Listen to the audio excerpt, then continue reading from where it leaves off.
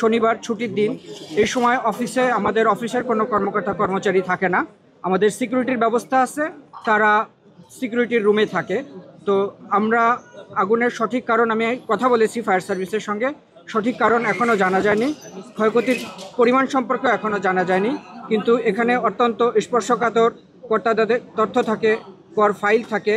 এই জন্য ফায়ার সার্ভিসের পাশাপাশি সরকারের তরফ থেকেও আশা করছি তদন্ত কমিটি গঠন করা হবে এবং তদন্ত পরবর্তীতে ক্ষয়ক্ষতির পরিমাণ এবং আগুনের সূত্রপাত কোথা থেকে হয়েছে সেটা নিশ্চিত হওয়া যাবে। আমাদের সার্কেলের সেকশন অংশে নথি থাকে, তো সেকশন অংশে আগুন লেগেছে কিনা ওখানে গেলে বোঝা যাবে যে নথি পুড়েছে কিনা। নাইট গার্ড যারা, তারা নিরাপত্তার কারণে ভবনে থাকতে হয়, সেই কারণে ছুটির দিন হলেও তাদেরকে ভবনে থাকতে হয়েছে। এবং যখনই আগুনের সূত্রপাত হওয়ার সঙ্গে সঙ্গে প্রথমে আমাকে ফোন করেছে এবং আমি বলেছি আগে ফায়ার সার্ভিসকে ফোন দেন, আমি পরে কথা বলবো।